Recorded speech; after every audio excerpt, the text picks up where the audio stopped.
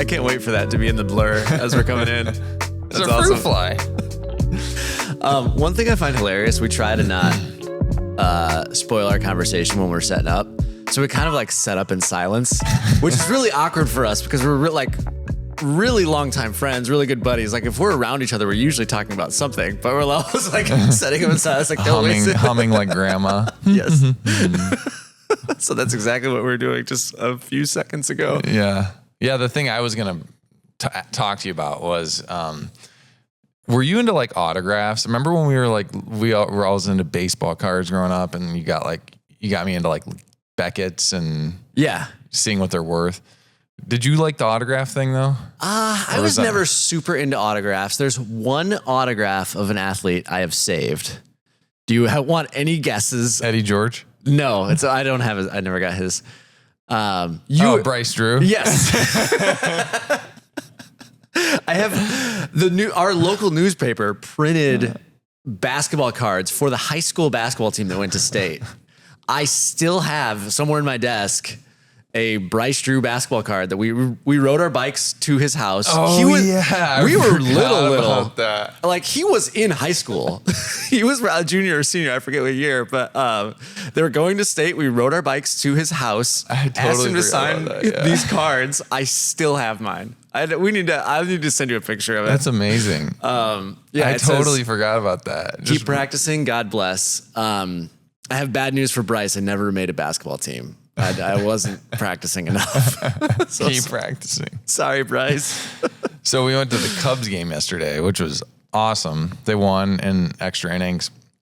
But Bill's like been into autographs because we've gone to some golf tournaments and he's gotten autographs at those. So he really wanted to wait after, like, as the players come out. And a lot of the players just go straight to their car, like Dansby and Justin Turner and all those guys. But PCA, Pete Crow Armstrong, came over, and I was like telling Bill, like, because Ellen she couldn't hang because she's so little, and her face was in a bunch of butts, basically. You know, it's like just lost in the crowd. So I feel like I've been hard on him, like, you got to help your sister, you got to do this for Nanny. So like, I just felt so bad because he had her ball and his ball. And his ball was like an actual Major League Baseball, like $25 ball. Yeah. And she had like, you know, a Rowlings, just like cheap. I get a bucket of balls to play catch with him and pitched him. So he got her ball signed first and didn't think like he might just sign one ball. Like he's not going to sign all your stuff, you know, but like he's so young that he didn't really think about that. And just the panic in his eyes of like, he signed Nanny's ball. And like, but I signed mine too. And then he just kind of walks away and he's like, no. Like, so we were trying to spin it like, dude, it's awesome. You got PCA's autograph. And that was so cool that he came over. But like, I didn't think that. Like, it's just hard to watch, you know, like your kid and like utter defeat. That'd be brutal. Yeah. But yeah. So I went through coach like, hey, next time it's okay to get your ball first. I really appreciate that you were thinking about your sister and like got her ball signed first. But sometimes they just sign one. So like, you're the one waiting. That's okay if you want to do that and get your ball signed first. Yeah. And like told him about like the sweet spot. Like ask him, you know, if it's a player you really like get it on the sweet spot. Don't do it on the, you know, hold it up. And so I was just kind of like I mean, it's a little thing, you know, it's like autographs. It's not like a huge life lesson or anything, but, but overall, I mean, at least someone came over. It was fun, and that's cool. It's a PCA too. It's not like some bench guy that's never playing. Yeah, that's cool. And he knows all the guys on the team, so he would have been happy with, you know, Matt Shaw. PCA and Kyle Tucker are his favorites, so that was cool that one of those guys came over. But yeah, it's fun going to those Cubs games. You should try and get one in this year. Yeah, it's a good time for sure. Take the fam. Yeah. Question for you. New surprise segment sponsored by Costas Restaurant Group. And it's things we notice in advertising. And I find this, I always talk to Stacey about this and she's like, I don't know. I don't like, I don't notice these things, but, I have noticed. So I feel like Starbucks as a brand is taking a really interesting, like, path through their lifetime. Like Starbucks used to be the young, hip, cool brand, but now their national ads, have you seen one recently? Their national ads remind me of like an ad a diner would run. Like there was like I know I've seen one, but there's I one can't where a think of it. guy's sitting at a booth in Starbucks and he's like doing work, and the people from Starbucks like keep refilling his mug like an old fashioned diner, and it's just like a place you call home. Or I don't remember exactly what the tagline is, but that's like the feel of it. And I'm like, oh man, Starbucks went from being the young hip cool brand to like the place for old people. It feels like their advertising has completely pivoted, and I wonder how much of this is them really taking a hit from all the micro roasteries. Like every town now has 3 or 4 places that, you know, roast and brew their own coffee. Like it's not like Starbucks isn't the only coffee shop in town anymore. I wonder if they feel the need to pivot to this place. Cause now, like, I don't know about you, but I feel like my peers, we don't really drink Starbucks unless we're traveling and we can't find another coffee shop. You know, like if I'm buying a coffee in town, it's always from a local place. That's interesting. And I'm rarely going to, I feel like our parents love, like my parents especially, love the flavor of Starbucks coffee. And when I have it, I'm like, ugh, like it feels bad and burnt. And so I wonder if they're intentionally pivoting, like, okay, well, our client base is older, so this is how we're going to capture it. I don't know. I don't have that perspective at all. I think part of it is because I'm not a huge like coffee guy. Like I drink a cup or 2 in the morning, but like going out and getting an afternoon cup, that's more my wife. Like she gets kind of like tired in the middle of the day sometimes. Yeah. Taking care of the kids or whatever. And it happens. I do my afternoon cups. Yeah. She'll do that at home, but like if we're out, like, or she'll, you know, if I'm out and she really wants me to pick up a Starbucks, she'll tell me, but that's her like go-to choice. Yeah. So, and when I drive past that one on Calumet, it's like there's always a line in the drive-through. So part of me wonders, like, do they have the perspective of we've already captured this market? Like, because from where I sit, like, they've never been busier. You know, that's really interesting. You're right in that every time I go, it's like Chick-fil-A. Every time you go, no matter what time, non-rush hour, whenever, like there are people in the drive-through. Mm-hmm. And if the drive-through is huge, like if Fluid had a drive-through, maybe I go, but I'm not too picky about coffee, and Stina is a little bit more, and that's what she prefers. Yeah. Is just stopping by Starbucks. She's not going to ask me to go to like one of the local ones and go in and get it. Like, yeah. And I don't know if that's coming from a place of like, it's convenient. Just go through the drive-through, pick me up a Americano and bring it home if you have a few minutes. Yeah. Interesting. I don't know. But so that's where my mind goes is like, did they already capture the market they were going after? And are they trying to communicate a new message to, in an effort to like build regulars with because with coffee and breakfast, like you have the opportunity, like I've talked about, to really build like everyday regulars. Yeah. But you've gotta cultivate or create your message to get those people in and get them coming. So maybe they're just going after those people more, you know? Yeah. And they know like that demographic, those are the people that can have the disposable income and the time to come in daily, and not like, coffee sounds good today. You know, with older people, sometimes it's like every morning at 7 a.m. or every afternoon at 1 p.m. Like as I'm doing my normal errands, I stop and get coffee. Yeah. I don't know. That would be my thought. Interesting. Yeah. I mean, that's a really interesting, it's probably more right than my thought on it. Yeah. Cause you are right. I don't see many Starbucks where the parking lots are empty and the drive-thru is not full. Yeah. I think it's very, very rare. But I still kind of think they've got like that, not elitist, but like, you know, upscale, cool kid. They've got some of that vibe still. Yeah. You know? Yeah. They have captured teenage girls too. My daughter, like, that's the place they want to go if it's a special treat. Like, they would rather do that than Cold Stone or Dairy Queen or something. You know, they're asking for, hey, let's go get a pink drink or something like that at Starbucks. They don't even drink coffee, which I find funny. But yeah. Yeah, I think maybe for like that age group, it's a lot of it's partly about the label too, and like almost like a status symbol, like a designer brand, as opposed to, you know, think about the local coffee places. Some of them maybe have that vibe a little bit, but they're just not as well known. So, do you feel cooler holding a Starbucks cup than you do a Fluid or Dagger Mountain or Yagi Road or whatever that, you know. Could be.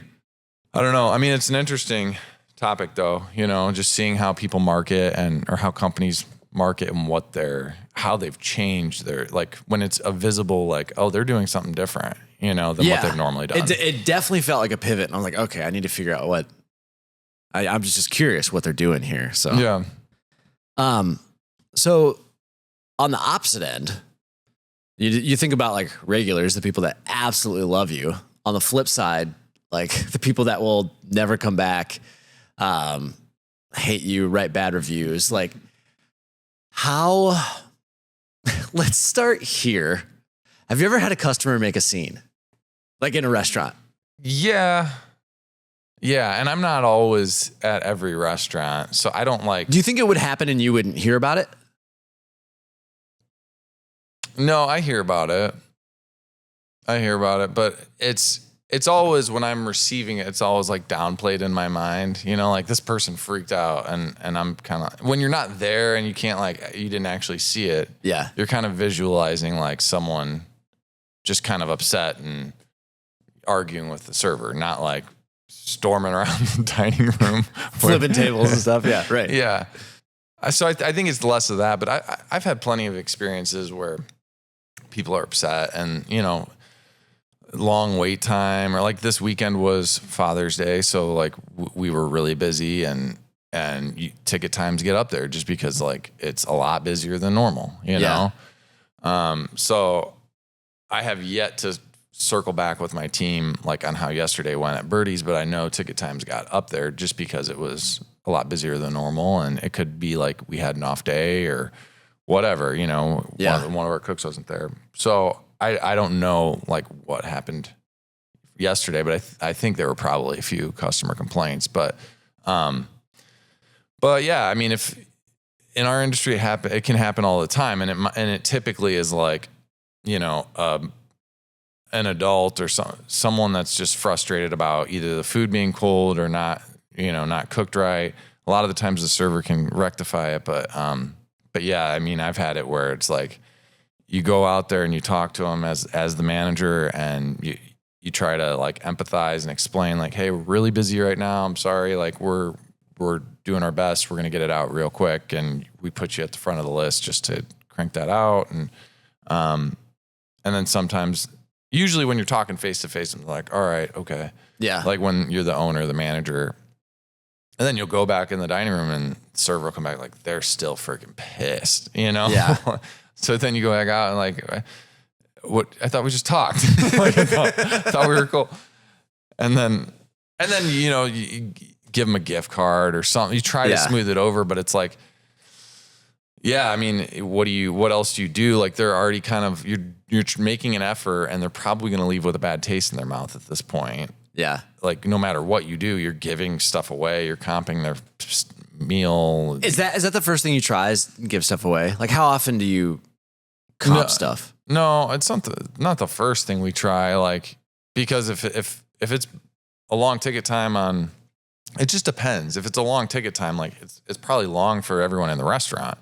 So, you know, if it's like a hair in the food, which happens. I mean, it's like people freak out about that, but you know, cooks got hats on. Like it looks disgusting, like a hair in the food. But it's like if I could shave everyone's head, I would do it. And there's people everywhere. You don't know that it necessarily came from your staff. And there's a lot of times where in the past where people have like freaked out over hair in the food, and it's like, she had long brown hair, and it's a long brown hair, and like everyone in the kitchen is a guy, and the hair's like real short, you know? So it's like, but what do you what do you do? Get CSI involved. Yeah. Yeah. So you just try to empathize and make it right. But yeah, it can be a challenge. Yeah. For sure. When is the most, the time in the client process for you, the customer process from like walking in the door to leaving, when is the most likely time that they're upset? Is it waiting for food? Is it after they receive their food? Is it waiting for a table? Like, what do you find is the biggest pain point? Probably waiting for food, because we don't really mess up on executing a whole lot. I mean, it can happen. Yeah. But yeah, it doesn't happen. I mean, we're pretty consistent. So yeah, I would say waiting for food, like waiting for tables. That right now in this economic climate, like we're not always packed or on a wait. Sometimes at Le Peep, on the weekends we are, but, and then if you are on a wait and it's a specific day of the week, it's like everyone knows we're on a wait on Sunday at Le Peep. Yeah, you're expecting. Yeah, right. You're kind of expecting that, yeah. So I would say waiting for food if the kitchen gets backed up. That's kind of like the thing you want to avoid, long ticket times. Yeah. So interesting. Yeah. Have you had any? I mean, you're dealing with clients one-on-one. Yeah. Yeah. One-on-one, 100% of the time, I talk face-to-face to all my own clients. And it's harder to, because like, I know this is like painful for you to give away a free meal, but it also isn't a giant, if you're giving away one free meal a night at a restaurant, that's not a giant portion of your revenue. Yeah. Whereas like, if I can't really give away plans, although I have done it before where I've given deposits back. It's only happened once or twice, like 1.5 times. And what are they upset? What were they upset about? Just not understanding the vision, or I think one was a guy that really wanted. I realized too late he wanted to design his own house, and through the process he would say to me things like, I really want your creative input, and I want to be able to, trust your decisions and stuff here. And I'm like, I even told him, I'm like, I don't feel like that trust is there, because I will draw something and then you'll draw something else. Like he would draw in AutoCAD multiple rounds and revisions of plans, and I would try and draw and catch back up. And he was a very good designer. And I realized too late, I'm like, we did this process all wrong. Like you don't actually want me to design your house. You needed a consultant to help you design your house. And so, yeah, there was a ton of, I met with him more than 15 times, and I ended up giving his original deposit back. I'm like, I don't think, I'm sorry for wasting your time. Like it was over a year process that I was dealing with him, but I'm like, I don't feel right taking your money, even though I spent a ton of time. It was like, I think everybody in my industry would have not given the deposit back and maybe even invoiced more. But I'm like, I just sleep better at night knowing I didn't take any money from him. Yeah. And he probably won't ever give me a good review. I don't think he would ever tell his friends to use me.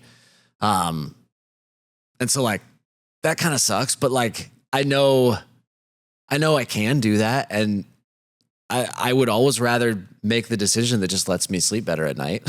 Yeah. So in that way, it was kind of easy to do. Yeah. Yeah. We had, so we've got these Airbnbs and they do pretty well. We just started our third one. We just listed it like 2 weeks ago. And they're all in the same, two buildings they're apartment buildings, and three of the units are Airbnbs. So we've got one of them is in the basement. It's the one we finished last fall, and two of them are in like basement garden level, and there's one that's a studio, and they look really nice, but they are kind of in a basement. You do have full windows, but Like a daylight bit. Yeah. Like so sometimes people are a little like annoyed about that, like when they get there, but we explain it, it's like it's 8 steps down. It's not like a full basement where you have like a window well, you know, like, so we've had a few instances where people are like, yeah, I'm not staying here. I mean, it's happened, over 2 years. It's probably happened a couple times, but we had this girl, like 3 weeks ago. She was there for a long time, like a month, but she split it up into two stays. So she was like really annoyed about, for one, she checked out, she left her food in the fridge and the cleaners threw it away. But between her checking out and checking back in, there was another guest staying there. And it's like, we're not leaving your food there. That's disgusting. Yeah, it was like more than a day. Yeah, like someone else is going to come in and see your food. And like, okay, do you want me to move your food to like my house in my fridge? And like, that's weird.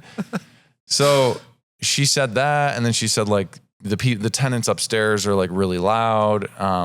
They've got young kids. They're actually moving out at the end of the month, but they've got young kids and they kind of like pitter patter on the wood floors.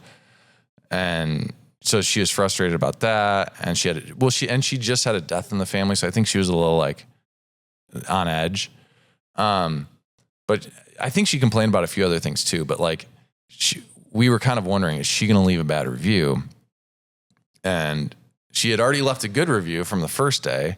Oh, that's funny. And then she sent this message. Stina responded like really nicely and even followed up 3 other times because she never got back to us. Like, hey, just want to make sure like you're doing okay. She offered her to like, to give her a refund for the rest of the visit and she could go somewhere else. Like, explained why we don't let people leave food in the fridge, and she left a bad review, like no effort to make it right. And like, just said all this stuff that's like, and Stina was just kind of like licking her chops. Like, I'm calling Airbnb tomorrow and getting that taken down because I did everything to make it right. We're not going to take out your food and find a new home for it. Like, that's weird. Yeah. So did they take it down? This was yesterday. So like we were at the Cubs game and she was saying like she left a review, so she's like, I'm going to deal with it tomorrow, which is today. Yeah. It's crazy how much power reviews have. Mm-hmm. Yeah. It's wild. Like, do you have a system in place for dealing with bad reviews? Yeah, well, I mean, there's different forms of reviews. So like our biggest form would probably be Google reviews, you know, like that's connected to maps and that's how people don't really use Yelp anymore. Yeah. Apple Maps, I think that connects to Yelp maybe, but people don't really use Apple Maps as much as Google. Yeah. Even if you have an iPhone. Yeah. So we really try to like manage those reviews. I mean, we even try to like hustle with our customers that we know are like regulars and happy, like, hey, would you mind leaving us a 5-star? Like if they go out of their way to tell us how great it was. So we like work hard to get those 5 stars. And then, but you occasionally, I would say every week we probably get a couple 3-star or less. That's how I like quantify it, is like you've got your 1, 2, and 3-star in one category and then 4 and 5 in like a different category in my like weekly report to the managers. So we're staying on top of all like the important information. So yeah, I mean, I would say typically we get between all the stores, we get like 1 to 2 bad ones a week. Yeah. And it could be a 3-star where it's like, that's not like necessarily bad, but like in our eyes, it's bad. But yeah, it is. But it's also like, so like what kind of human leaves a 3-star review? It's better than a 1, I guess, but they're usually like nitpicking. Like I feel like 3 stars. They were going to leave a review no matter what happened. Yeah, I could say that about 1 and 2-star too. Like, oh, you're just being a little pansy, Yeah. Like you didn't go out, you didn't talk to the manager, you didn't make an effort to talk to the server. Like we could have fixed it. We can't read your mind, So we kind of, I mean, any bad review, we're kind of having that perspective most of the time. Yeah. Sometimes it's like, okay, we messed up. Yeah. It's such a balance though, too. Like anytime I'm buying anything, if there's 2 reviews on it and one's a 3 and one's a 1-star, it's like, okay, that's actually bad. Mm-hmm. But if there's 100 reviews on it and they have 1 stars, it's almost like you can but the average is a 4.5 or whatever, or above a 4, really. If it's above a 4, you're like, okay, those are crazy people. As long as you get the volume to offset it, I think most people can rationalize like, okay, those 1 stars are something happened. There's another side to the story. Like, sure, it hurts, but I don't know if it's really dropping your ranking. That's a different story, but yeah, I mean, our goal is to stay at like a 4.4 or higher, I mean, a 4.2 is okay. Yeah. Like you're not going to necessarily lose business. If you're under 4, that's like not good. Yeah. Like if you're a restaurant, that's like my people flag will too. like say like, they'll avoid you if that's the case. Yeah. It's funny you say that. 'Cause that's like, you see 3.8, you're like, okay, is there anything better? Yeah. Let's But when we start creeping down, I'll like run contests with that restaurant and be like, all right, $100 Amazon gift card for the server that can get the most 5-star reviews. So they're like actively talking to customers, trying to get reviews. They tell them to leave the server's name in the review so we can like keep track of it. But like that can help. Yeah, for sure. You got to do that to counteract the negative reviews. It's funny because I don't really think about online reviews too much because I think Google Maps is so much more important for you than for me. Especially if I'm dealing with someone out of market, they're never like looking me up on Google Maps. Yeah, but they'll Google you. They might Google the website, and then maybe your rating would. I wonder what show it up. is. I haven't even looked at it like forever. This is live. Yeah. We're getting Who is that? 4 reviews, all 5 stars. Hey, way to go, gang. 5-star, that's good. 2 votes on Facebook for 5 stars. So, wow. Doing something right. Do you know your thing's talking? Oh, this is my thing? I thought it was yours. Yeah, I think Oh my gosh. I'm like such an old man. It's still my phone. How old are you? You're not 40 yet. Yeah, I'm almost 40. 39. 39, yeah. Oh gosh. Wow. I just felt ancient there. Dad, your phone's talking. No, it's not. I turned my tablet down. Still you. How did that even happen? I don't know. The robots are always listening. We'll talk about it after. All right, where were we? Google reviews. Yeah, but I don't put as much of an emphasis on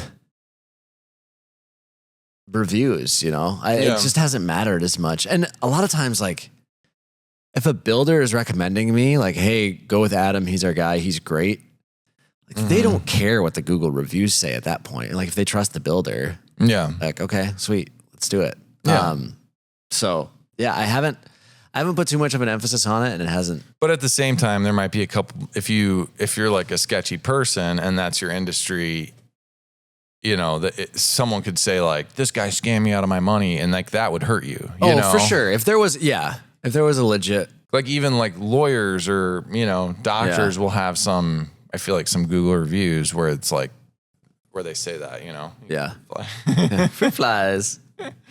Woo woo. Another really tricky thing for me, just because, again, my field is so subjective, is the two-parter of either clients that don't know really what they want or clients that have a hard time visualizing. Like if they see a floor plan and can't envision it, it's going to be a hard process for me. Yeah. Because they're just nervous all the time, and that nervous energy comes out as unhappiness. Wanting to move stuff and shift stuff. And it's like, what you're telling me, like if we built this, you would like it. But is there stuff you're not telling me that I don't know about? Yeah,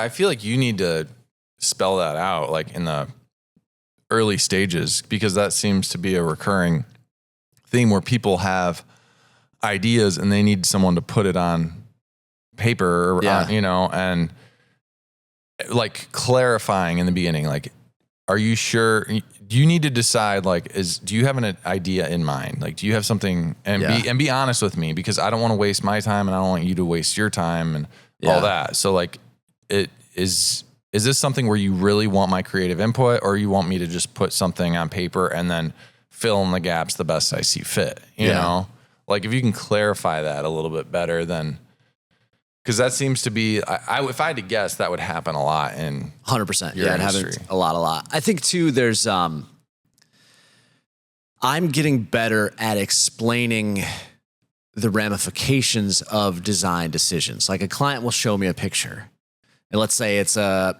vaulted 2-story great room with a bunch of windows on the back, and it's all open to the kitchen. I'm like, okay, we can do this, but the ramifications are X, Y, and Z. Like it's going to be very expensive. It's going to change your roof line, and it's probably going to look more like, I'm learning now through these that I need to take that time to explain, instead of just like changing it and drawing it and then that affecting other things in the plan, like really take the time to explain, okay, this is fine. Cause I feel like at this point in my career, I know this sounds cocky, but I can draw anything, the putting the pieces together isn't that hard. As long as you realize something's going to get sacrificed if we do what you want. Sometimes it's money. You're going to pay more money to do this idea. Sometimes it's a room size. Yeah. Like there's always a drawback, but if I fully understand, I can draw it. I'm learning. I need to take more time though to fully understand and make sure they fully understand too. Cause I'm dealing with a client now where, we're actually going through a 3D interior walkthrough of the house. And I'm really glad we did, because the client sketched something and I drew it and they were like, looks good. We're excited. Let's go to the 3D. They saw it in 3D and like, didn't like it at all. Oh, wow. Didn't like how, like the finishes and stuff that you had done, or didn't like the whole design? Well, it was a little bit of both. So there was some aspects of the design that were easily changeable, but also I missed on the finishes. Like I showed them something a little more modern and that wasn't their style. And I realized like, even in the 3D, like the style doesn't matter. Like I'm not picking finished selections for you. Like get past it. Let's just look at the space. Yeah. But some clients are really bad at visualizing. So if the style is off, they're never going to like anything, even if it's the perfect space layout for them. So I ended up changing a lot of the style elements, just like put them more at ease. And they're like, okay, round 2 was a lot better. Yeah, it is tricky. And like, I never know when to push the 3D design on people, but sometimes I feel like I have to, or,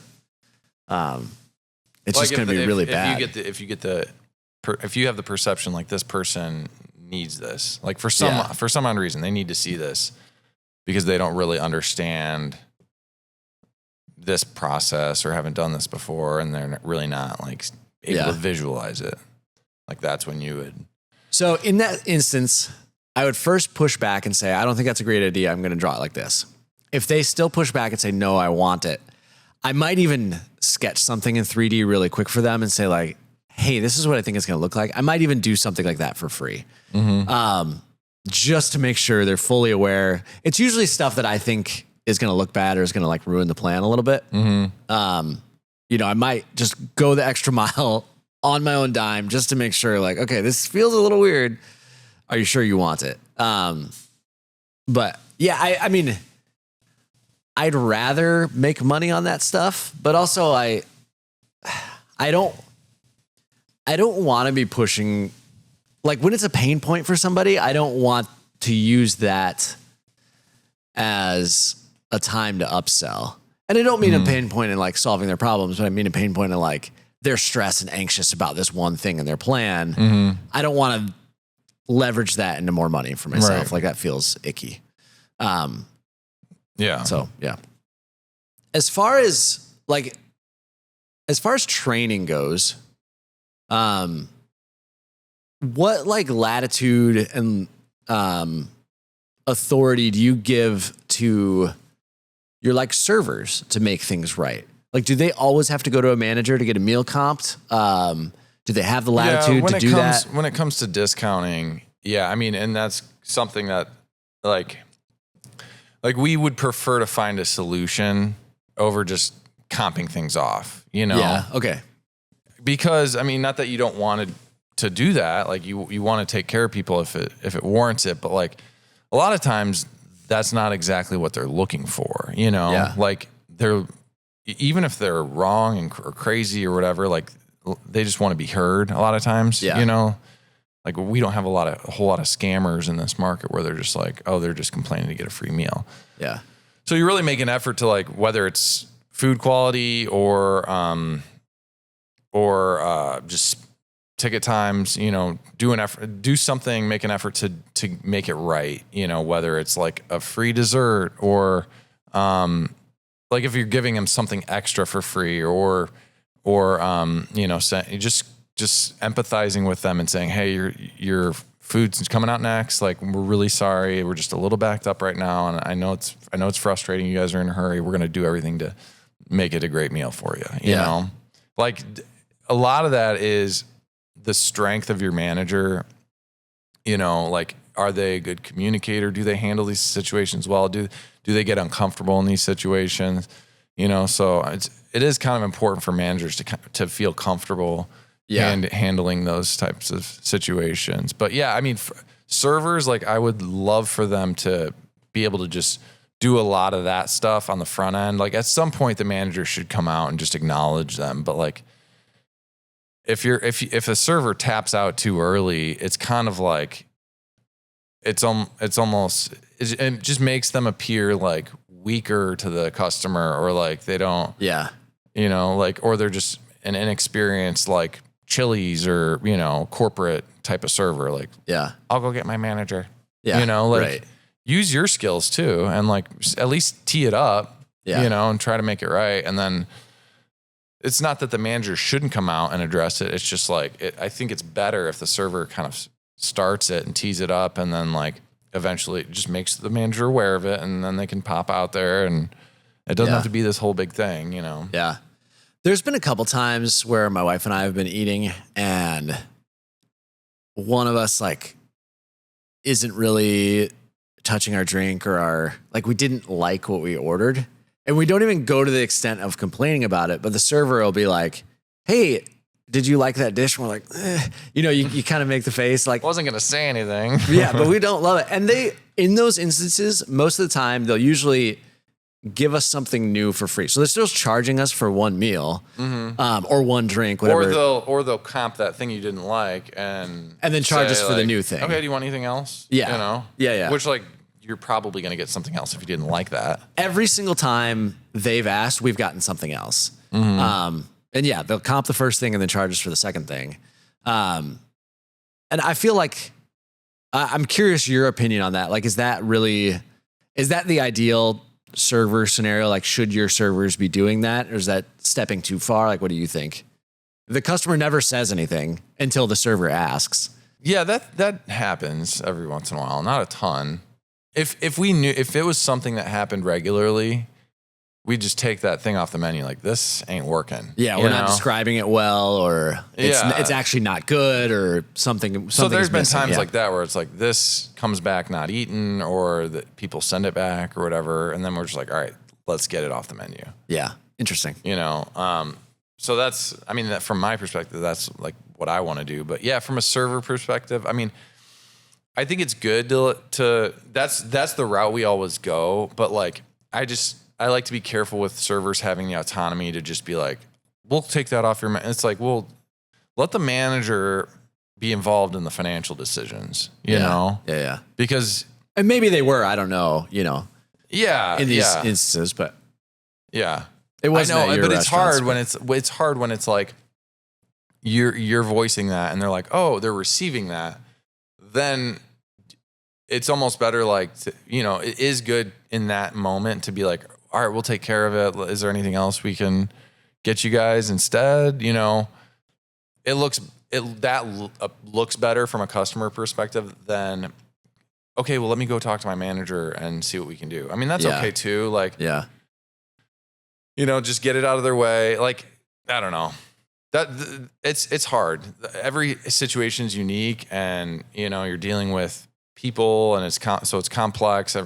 So it can be a challenge for sure. Yeah, for sure. But yeah, I mean, from a practical standpoint, that's how we would handle it. Ideally, Yeah. take it off, get them something else. You're at that point, you're really like just not wanting a negative review. Yeah. Like that's worth more. Right. So, have you ever had to fire a client? Yeah. So other than the one you said where it's like, hey, it's not working out. Like, I mean, and did that get awkward? Like, was that weird? Was that uncomfortable? Was it more just like, yeah, we can't? It was a little awkward. I mean, we had like a long phone call to like talk through this. Yeah. I'm like, was it your decision? Or I'm the one that brought it up. Yeah. Like, honestly, I feel like the best route is for me to give you your money back. Mm-hmm. Like we're not getting anywhere, and we're not even on step one yet, Yeah. So yeah, that was my decision. I am really quick to, I do like putting, I tell a lot of people, like, if you don't like, if it's, we get to draft one, revision 1 or 2, and you don't like it, I'll give, offer your money back. And yeah, never comes up, but I am pretty quick if I sense clients are unhappy to mention that, because I feel like 90% of the time it really sobers people up. You get to the root of why they're unhappy really quick when you mention it. Mm-hmm. You're like, you know what? If this isn't working out for you, we can talk about refunding your deposit and going. And they're like, no. It's actually, we just want to make sure the door in this space. And it's like, okay, we finally got down to the root issue here, which was 2 little minor things in the plan.